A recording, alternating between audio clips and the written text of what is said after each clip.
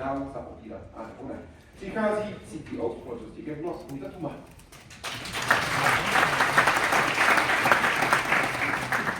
Vítejte, dobrý den. Dobrý den. Týmová čepice, koukám. Je to tak, já většinou nosím čepici na hlavě, ale tady je spousta lidí v saku, tak abych nikoho nevlazil, tak asi už máš na konci. Jsem říkal, že tebe napsáno Make Kebula Great Again. Tohle to už jsem udělal, už není potřeba nikoho. Ať už to bylo na jakékoliv straně. Je to rád. Děkuju. Děkuji svým předřečníkům, že popsali, co je to datově integrační platforma, protože Kebula je vlastně datově integrační platforma podobně jako SAS. A děkuji Kateřině Skvělý, která popsala, co je to datamesh. Moc pěkná přednáška, líbilo se mi to. Kebula vám pomůže datamesh udělat jednoduše. Ono vás teď bude čekat několik překážek na té cestě.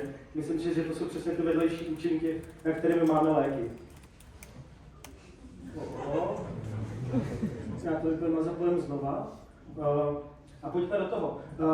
Téma mojí přednášky je, pojďme se posunout trochu za dashboardy, za klasický dashboardy, jak to známe, tady graf, tady filtr, ale pojďme do toho vníst trochu víc interaktivity. Než začnu, tak se vám rád představím. Děkuji Danovi za skvělé představení. Kromě toho, že jsem někam byl na motorce, což byla druhá nejlepší věc v mém životě, jak říkám svojí ženě po naší svatbě, tak mám strašně rád ty technologie. Pokud pojedete do Londýna, rozhodně doporučuji Technický muzeum v Londýně, je tam ohromný pární stroj. Já jsem tam strávil 2 hodiny, pak někdo nahlásil bombu a já jsem musel odejít. 14 let dělám v IT, z toho 8 v datech, miluju engineering obecně, proto neumím moc dobře prodávat, takže vždycky, když mě někam pošlou, abych prodával naši platformu, tak já většinou mluvím o tom, co všechno tam jde udělat a chci, aby si ty lidi z toho něco odnesli, nějaký ponaučení. Řeknu vám takový příběh. Před 10 lety jsem tady s kolegou Pepou v 3:45 ráno po 16 hodinách zmigroval MySQL databázi s MyISAM do InnoDB. Nevím, kdo si to pamatuje.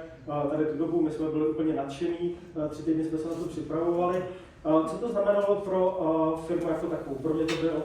Pro mě to byl skvělý IT projekt, já jsem se na tom vyřádil jako technický člověk, my tady ty věci milujeme. Pro firmu to bylo investice s velice pomalým návratem. A kdybych se podíval zpátky, tak už bych se asi tolik nehrál, ale spíš bych šel pod nějakým managed solution, česky se to asi řekne, věcí, co někdo dělá za vás, co udržuje za vás. Vždycky, když začínáte nějaký projekt, když vás napadne nějaká myšlenka, jako mě třeba napadla včera a ukážu vám na konci tady toho projektu, tak stojíte před otázkou, udělám si to celý úplně sám, a nebo použiju už nějaký existující tooly. Pokud si to budete chtít dělat sami, pro mě osobně je to vždycky zábava, protože se to naučím od začátku do konce. Velká výhoda je to, že si to pak můžu customizovat, protože nejsem svázaný nějakým řešením. Ale nevýhoda je, že to většinou sebere mnohem víc času, než jsem si myslel. Na druhé straně, pokud už použiju nějaký existující tool, je to cost effective, rychle to dotáhnu. To MVP znamená maximálně ten nejmenší produkt, který můžete vytvořit. Takže dost rychle se tam dokážete dostat.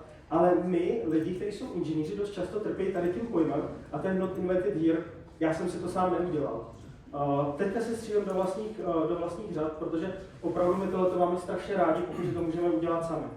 Pokud vezmu v potaz věci, které se dají nějakým způsobem monetizovat, tak to, že se ta věc dá rychle upravit, rozhodně plus, co se týká peněz, ale na druhé straně už i já, když se vlastně na něco dívám, jestli mám použít existující tool, anebo to postavit celý sám, peněžně to prostě vychází na pravou stranu. Pokud si doma budu měřit skleník a teplotu v něm, určitě budu do levé strany, tam žádné peníze nejsou, tam je jenom ta radost.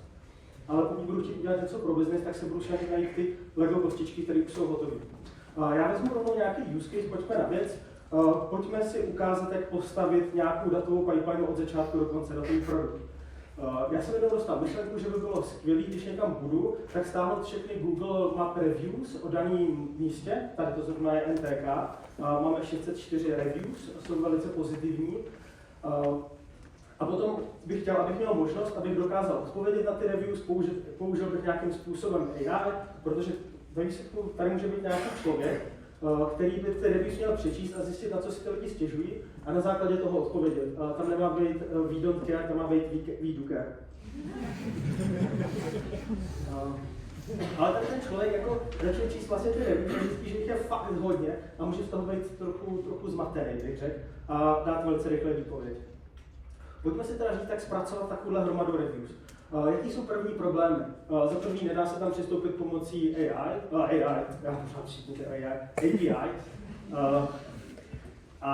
Takže ty data musíme jakoby nějak scrapenout, půjčit si, nechci říkat slovo ukrást. A občas je to docela dlouhý. Třeba tady bylo jedno review o NTK, který bylo vlastně, jsem si ho přečet a na konci jsem si řekl, aha, tak to je popis a je to špatně nebo dobře. Vlastně nevím. Pojďme tam dát to AI. Je tady někdo, kdo nepoužívá AI? Všichni máte doma v lednici 2 flašky AI, před spaním vypijete 2 flašky AI, je to tak. To mám úplně stejné věci v lednice. Co chci, aby to umělo dělat? Chci, aby to mělo extrahovat klíčové slova, aby to umělo analyzovat sentiment a taky, aby mělo možnost vlastně na to rovnou odpovědět. Tady máme nějaké překážky, jak ty data poslat do AI, jak vlastně tu věc orchestrovat celou a jak to monitorovat. Chceme k tomu postavit nějaký frontend. Já jsem proto vybral framework, který se jmenuje Streamlit, velice dobrá věc pro rychlý prototyping. A tam má přesně ty capabilities, nebo tam moje aplikace bude mít přesně ty capabilities, jak se to řekne česky, já jsem mluvil za svoje vlastnosti, děkuji. Omlouvám se za svoji čech angličtinu, já to většinou říkám v angličtině.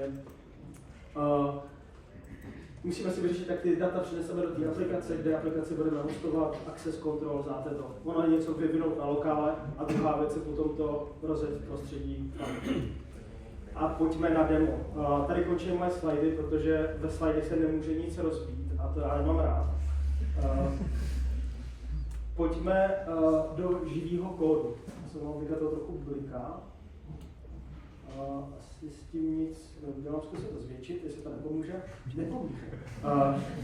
Pojďme na začátek. První, co musíme udělat, je ty data získat. V této případě jsme ty data získali pomocí platformy Apify, co jsou naši velice dobří přátelé, moc se rád to používám. Kebula, náš nástroj, ve kterém teďka už vlastně jsme, tak je to pro ní jedna kostička. Já jsem řekl, chci Google Map Reviews ohledně NTK a tady ta kostička mi to věc dá. Stejně tak jsem našel NTK na TripAdvisoru, má tam neuvěřitelných 6 recenzí, všechny jsou pozitivní.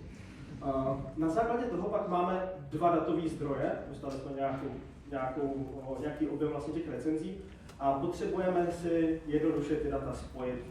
Na začátku jsou 2 tabulky a každý, kdo umí SQL, tak si to tady může přečíst, že jsme vytvořili 2 tabulky, ty spojili do sebe, asi vlastně žádná magie.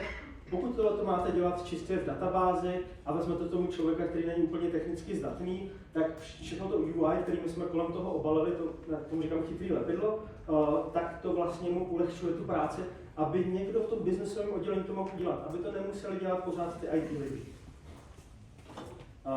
Potom je moje oblíbená kostička, protože je to AI kostička. A já bych vám teďka chtěl ukázat, jakým způsobem se dá převést nestrukturovaný text na strukturovaný text. Přeskočím tady všechny technické nastavovátka a půjdu rovnou k tomu důležitému. A tohle je moje oblíbená věc, na kterou jsem přišel zhruba rok dozadu. A tohle je typický prompt, který vy můžete poslat do vašeho LLM modelu. Řekněte, analyzuji následující review, vypočítejme sentiment od -1 pro negativní, pro pozitivní, do pozitivní pro +1 a odpověz mi jako JSON.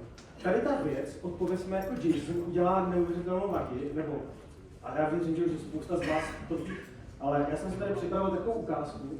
Pokud do ChatGPT klasického pošlu oskorujeme sentiment od +1 pro pozitivní do -1 pro negativní, vrať to jako JSON, tak a tady máš následující review, tak ono vám to vrátí tohleto číslo. Takže scoring sentimentu se už vůbec nemusí dělat podle žádného machine learningu, ale můžete to udělat podle následujícího promptu. Stejně takým způsobem můžete vytáhnout klíčové slova, což je vlastně vidět tady, kde já jsem mu řekl, dej mi klíčové slova. Stejným způsobem můžete překládat texty, můžete parsovat z datumu, vždycky je to boj vyparsovat správný formát datumu, s AI už to problém není. Takže všechny ty věci, které byly vlastně strašně složitý, které jsme vyžadovali machine learning, tak pomocí LLM modelu se nám ohromně zjednodušily.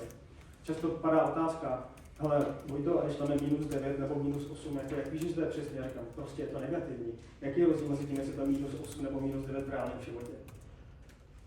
Takže tohle je prompt, který nám vlastně může ulehčit nám tu analýzu sentimentu, vytažení klíčových slov a my najednou víme, o čem ty reviews jsou. Dalším krokem je typický datový čištění, všichni chceme dělat datovou kvalitu. LLM není úplně deterministický, jak víme, to znamená, ne vždycky vrací stejný výstup, takže trocha Python kódu, aby jsem to vyčistil, nemá tam JSON, má tam JSON. Tím chci spíš demonstrovat, že v té platformě jde používat vlastně SQL, Python, Ergo, Julia, anebo co uznáte za vhodný. Zase jednoduchá možnost, jak tam vložit ten kód.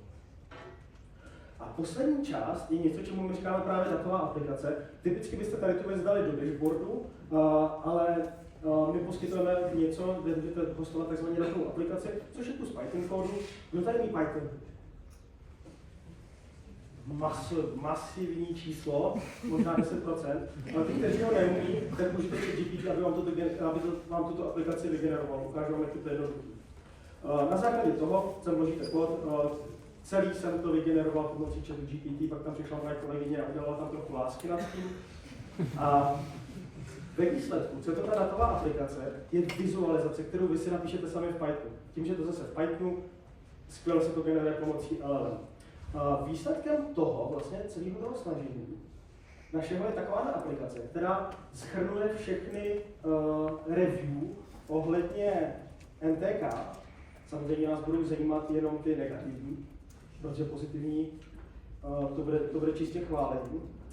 A následně tady vidíme, že těch negativních je jako málo. Tady jsou klíčové slova jako učení, návštěvníky, rezervační systém. Pokud jste vlastníkem nějaké pobočky, řeknu třeba jste banka, máte spoustu kamenných poboček, tak přesně z Google Maps si můžete stáhnout všechny review a můžete zjistit, na jednotlivých pobočkách, na co si lidi stěžují. A máte to velice rychle. Všichni milují BotCloudy, takže já jsem tam udělal BotCloud. A teďka to, že byste dokázali udělat v typickém dashboardu. Ale co je výhoda těch datových apek, je, že vy dokážete interagovat s tím uživatelem. To znamená, že já si tady můžu vzít s uživatelem. Vy máte Python kód, takže můžete udělat cokoliv, co chcete. Takže já si tady třeba můžu vybrat jedno review, řeknu, že chci vygenerovat odpověď, pošlu to do LLM a dostanu takovou tu, děkujeme za váš názor, posíláme klíčenku, moc si toho vážíme. Omlouváme se, že jste měli takovou zkušenost. Takže vlastně takovým způsobem můžete integrovat vaše LLMka, anebo jakoukoliv věc. To může být XGBoost na machine learning, nebo podobné technologie můžete vložit přímo do vašich dashboardů. A nebo z toho dashboardu najednou můžete poslat někomu zprávu na Slack nebo na Teamsy. A když jsem tohle udělal, tak jsem si řekl, že to je vlastně strašná nuda. Protože jsem zjistil, že těch reviews jako moc není, ani v tom jako moc hezkýho vlastně neuvidíme. A tak jsem ležel v posteli asi 2 dny dozadu a říkal jsem si, co bych tam ještě ukázal. Pak jsem si vzpomněl, že vlastně celou tady tu věc bude moderovat Dan. A tak jsem si dělal, mám strašně rád Hyde Park civilizaci. To je skvělý pořad. Co bych na to mohl vymyslet? A pak jsem se podíval na CSFD a zjistil jsem, že tam Dane máte několik recenzí, které jsou vyloženě pozitivní. Takže jsem úplně tu samou pipelineu udělal během včerejšího dne pro Hyde Park civilizaci a zjistil jsem, že máte 95% pozitivních recenzí podle LLM.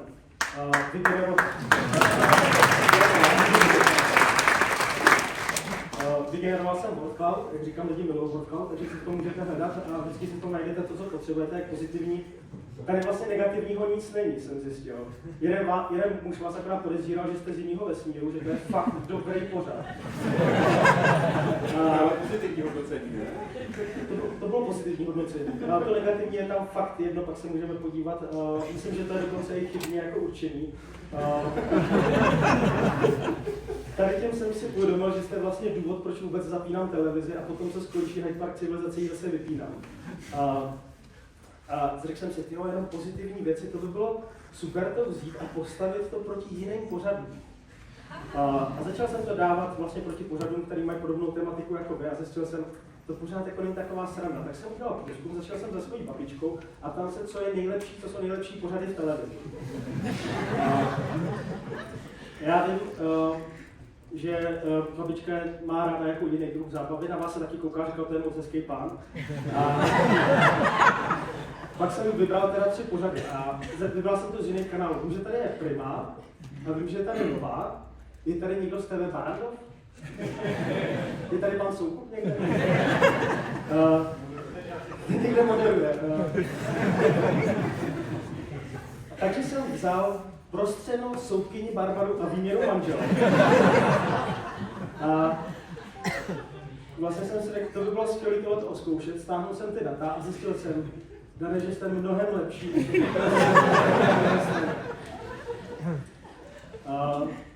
Já vám tu aplikaci potom pošlu, budete se do ní moc podívat. A tady se můžeme podívat. Zatímco prostředové ovaření, tak soudkyně Barbara je opravdu označená za herecký odpad. Já jsem se na ten pořad pak podíval, opravdu jsem se styděl.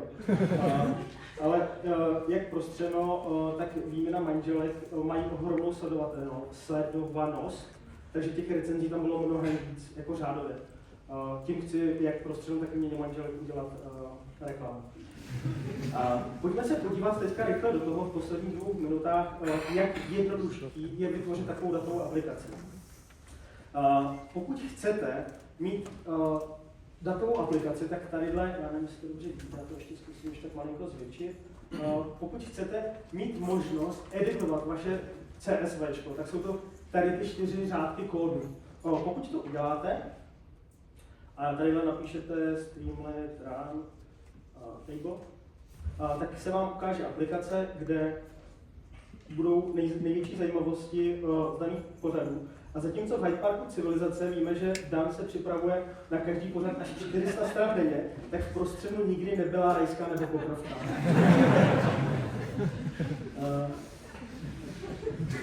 Nalejte si čistého vína, co se vám do života hodí víc.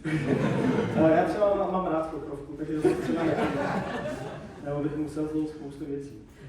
Samozřejmě ty datové aplikace jsou super i na to, že do toho můžete postavit chatbota. Takže já jsem tady udělal jednoduchého chatbota a říkám, je mi 34 let a mám rád fyziku. Co mi doporučíš za pořad? A teďka to chvilku potrvá, my jsme samozřejmě vzali nějakýho bota, toho jsme natrénovali. Musím říct, že je trochu cinknutý. Ale chci tím demonstrovat, že právě do těch datových aplikací vy můžete vzít dashboard a rovnou můžete mluvit i s těma datama. Pokud máš rád fyziku, doporučuji bych ti sledovat pořad Hyde Park civilizace. Vlastně mám víc rád vaření. A uvidíme, co dostaneme za odpověď. Jak říkám, jsme tam malinko jsme to cinknuli. Myslím si, že mě doporučí. To je skvělé, můžete se těšit na díly, které se věnují vědeckým aspektům potravin a výživy.